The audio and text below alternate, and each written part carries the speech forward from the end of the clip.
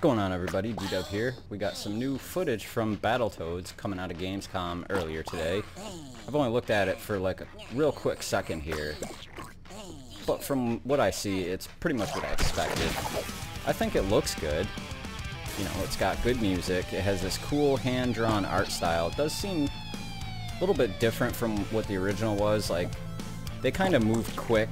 Well, they kind of move sluggish a little bit until they're attacked. Then, like, they would punch or kick, and they would kind of glide across the screen at a reasonable speed. But there's a lot of naysayers for this game, and I'm willing to give it a try. I don't know if it's going to be like 20 bucks, 30 bucks maybe. You know, it might go straight to Xbox Game Pass, as is the case with a lot of these types of games. But so far from what I've seen, like, the characters look good, the colors are nice. The background seems kind of like this neo-punk sort of deal, which, you know, like the fluorescent lights and stuff, and in a later spot, you know, there's some more of that going on where it sort of just looks like this broken down kind of like sort of subway look slash like a middle of a city, you know, kind of deal, like next to like a subway or something like that. It has sort of that look to it with fluorescent lights and stuff like that. And you got the grates here with the steam coming out. Some of this trash pile over here is like steaming. These colorful fluorescent puddles of goo, whatever you might call them. But as you can see here, we have 3 players playing. And I saw somebody on Twitter basically say that if you sped it up to 1.25, so 1 1/4 speed, that it kind of looks a little bit better. So I'm going to go ahead and do that right now, just to give it a look. Which it would have to be tweaked back a little bit to make it a little more realistic. As you can see that at 1 1/4 speed, they kind of move a little bit too fast. And then, you know, you would just be kind of flying through the levels, flying through the enemies. So I'm going to go ahead and switch it back here, but from what I see, from what I hear, I like the music. I like this hand-drawn art style. A lot of people said that it looked like a mobile game, which to me, a mobile game sometimes come down to like the straight-up aesthetic of the characters or the layout, depending what type of game it is. To me, when I think of like mobile games, I think of that really generic, cheap, kind of cut-and-paste look, at least not so much for the world or the characters, but for the HUD, the HUD going around the screen, like the characters or the life bar or the points or the mission objectives or whatever the thing is that's written in text, where even right here it says at the bottom here, momentum, don't let it. It's giving you hints and tips for kind of how to play the game. So I'm guessing this might be an early level here, but usually when I think of mobile game, I think of just a really bland borders, really bland up around the characters and with the life bar or the specials or the amount of actual lives you have, or even under the second player where you have like a combo hit button, something like that, where this has a little bit more of a custom feel to it. So to me, it doesn't look like a mobile game. And there's no real definition of what a mobile game looks like, but I've seen plenty of games come to Switch and stuff like that. Some of these cheaper ones like Crossword Puzzle or Spot the Difference, you know, things like that, or like Sudoku, and those you can kind of tell it's a port of a mobile game or something that's, you know, on like a Kindle or a tablet or something like that. So to me, I don't really, you know, I don't really understand the mobile aspect. It's hard to define what a mobile game is. There's been $60 games that people have said, oh, that looks like mobile trash.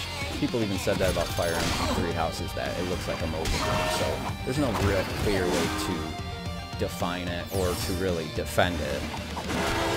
But all I guess that you can say is the developers at least put time into this with this really nice hand-drawn style. When the first player here, he does this kick, you can see he kind of gets this, he's got this like dirty rash on his foot, and his toenails are all like overgrown and they're chipped and stuff, and that's like reminiscent of, you know, early 90s Saturday cartoon morning, something like Ren and Stimpy, where he was basically the first to do like that really weird, like it would do like a close-up and then it'd do the super close-up of like Ren and Stimpy like smiling, like haha, and it'd go really close up and you would see the 5 o'clock shadow, you see like the gunk in their teeth, like the nose hairs sticking out with like lint or like boogers like stuck to their face, like that sort of thing. And even later, right around the 2000 era, like SpongeBob kind of took and did the same thing. You'd see like a real close-up of Patrick or SpongeBob, and it would be something similar where they just look really dumb, really close up. You'd see the pores and the 5 o'clock shadow and stuff like that. So that's kind of what I'm getting from the look of this. You know, the background, you kind of have this parallax scrolling in the background, but it's not much. Even that little fence there with the barbed wire on it, it scrolls a little bit. Right here we have a little bit more of this neon looking, I don't know, shopping mall, broken down, sort of like inner city look. So I don't know exactly what you would call that, but to me, the game looks okay, so I'm gonna go ahead and scroll just to the end here. There's not too much in the way of seeing like what this game actually looks like. This level just has kind of the same look across the board as you would suspect, so I guess it comes across to what the rest of the enemies look like, what the bosses at the end of certain levels might look like.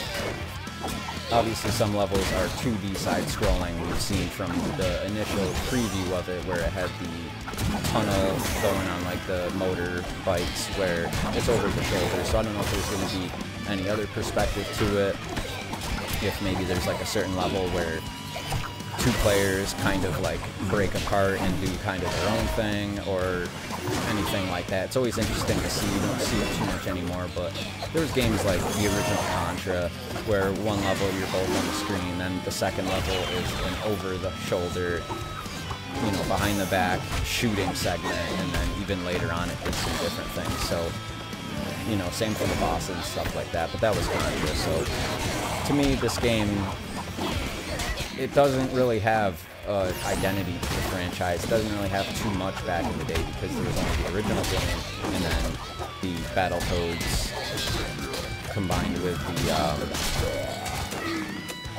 what was it, Streets of Rage?